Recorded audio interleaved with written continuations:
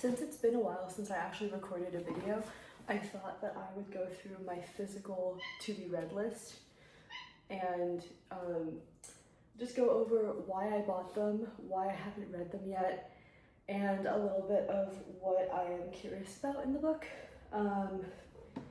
So as long as Ishtar doesn't interfere too much. And then I'm also going to be stamping them with the seal that I have for my personal library. My best friend gave this to me for my birthday, and I literally try to use it on every single book.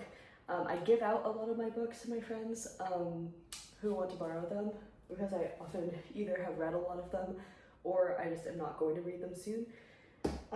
Anyway, let's start. I'm also going to give you like kind of if it's a horror book, if it's a romance, whatever.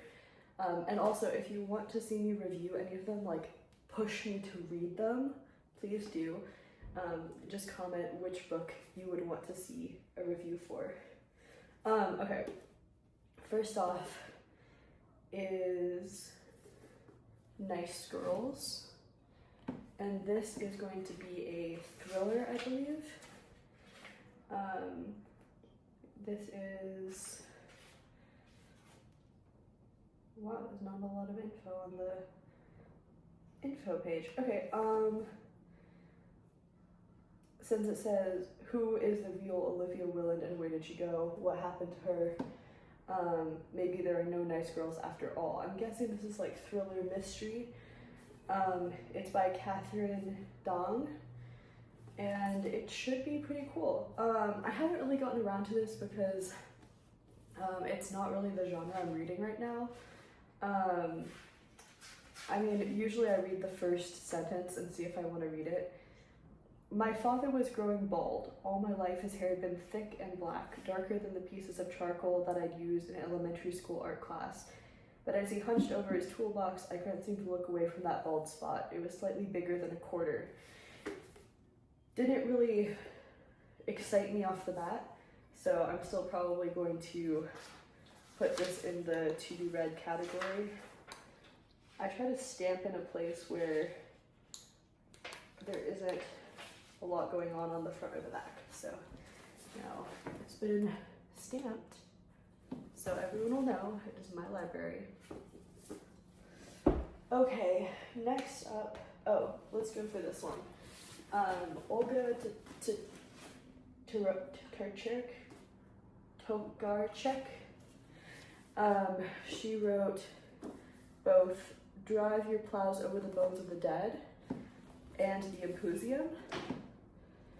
And this author has been recommended to me by like 3 different people. A lot of people want me to read this book, like in my personal real life. What I've been told is I have to read this book first and this book second so that I can understand this book.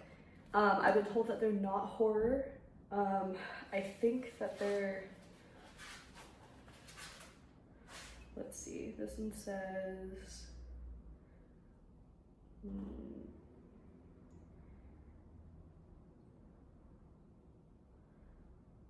I don't know why they're not giving like usually they give a,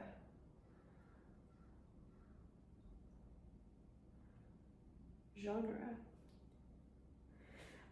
It seems like it might be historical fiction. In a remote Polish village, Jania devotes the dark winter days to studying astrology, translating the poetry of William Blake, and taking care of the summer homes of wealthy Warsaw residents. Okay, there's an investigation, so this is probably like mystery. And then this one is a health resort horror story, The Impusium.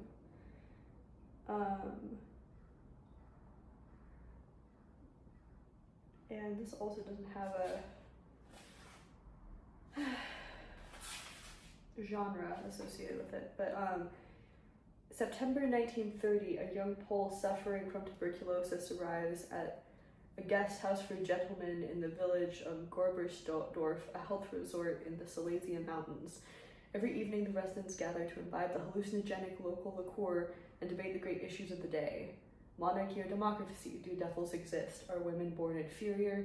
War or peace? Meanwhile, disturbing things are happening in the guest house and their surrounding hills. So kind of like eerie, mystery-ish, more like unsettling. But both of these are going to be on my soon-to-be read list because, oh no, the person who I was recommended these by, the professor and the friend, I'm meeting with soon, and also specifically the friend, I'm going to see her for Christmas, so I have to finish at least one of these before Christmas so I can be like, yes, I know what you're talking about, thank you for recommending them. So I'm gonna put these in my soon-to-be read stack as opposed to my put-off-to-read stack. Let me adjust this so you can see those stacks as well.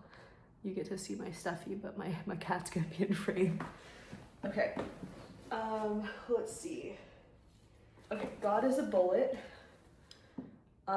This was recommended to me by my boyfriend's sister. She said I absolutely need to read it and that I'll love it, so this is definitely on my sooner than later to be read list. I'm gonna put it in my to be slightly put off list because I don't think it's super, like, not necessary, but like, I'm not as interested in this as some other books. This is, let's see, another mystery, I think. Case Harden has stared into the face of evil and lived. Now Case learns that a satanic cult that turned her from a lost child into a broken junkie shell of a woman has taken down more victims, butchering a man and a woman in their suburban home and abducting a young girl. So she teams up with the missing father to track the girl down. So a jaunt through the satanic underground. I actually will put that in the sooner to be read list. That actually seems very interesting. The Skin Was Once Mine and Other Disturbances by Eric LaRocca. I liked his stuff in the past. The only thing is that his writing is very intense, and the last couple of times that I've tried to pick up one of his books, I've gotten so disturbed that I haven't been able to finish it. So this is in the tentative category. I'm not sure when I'm going to read it because I'm not sure when I'll be in a good place to read it. But this is definitely horror, like body horror, unsettling, blah, blah, blah. Ishii gets to hold on to that one. The Distant Dead. A body burns in the high desert hills. A young boy walks into a fire station, pale with a shock of the discovery. This is definitely like mystery thriller. I got it because it seemed like it was probably a genre that I'd enjoy.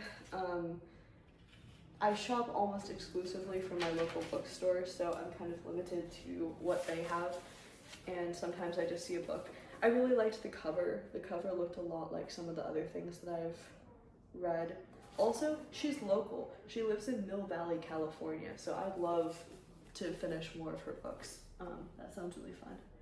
I'm gonna put it in this pile just because I'm not sure when I'll get around to it, but hopefully soon.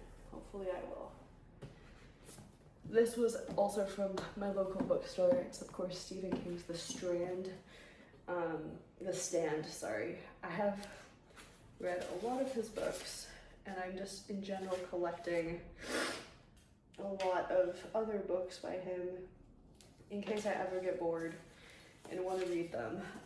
He has a ton of books, that's insane. You know, it's a nice break. I'm probably gonna take this on Christmas vacation with me if I end up going to visit my family, because I always need more books on my trips. They're Watching You. I've seen this in a lot of places on like Goodreads and stuff. This is another mystery, but it seems like it's almost kind of like a young adult mystery. It's a academic mystery novel. Again, not a lot of genre notes, but starts off, you do realize you're going straight to detention, I say to my lab partner Gavin Holt. I think I just haven't read it because I'm not sure if I'm really into like academia mystery at the moment. Read a bunch of Leigh Bardugo and thought I wanted to read all of them, but I'm not sure I really do. Sorry, Ishi, I feel like I'm building a wall in between us. Okay, let's see. I'll just continue down this list. Wayward has gotten a lot of attention online. I feel like it reminds me a little bit of like the Witchcraft for Wayward Girls that came out, but this is 3 different timelines that are all connected into one genealogy. So it's 1942, 1619, and 2019. And so it's all like the different witches in this one family. And so it seems really cool. It's probably like fiction, maybe dark fiction. But I'm really excited about this one. I will get to it, I swear. I'm sorry,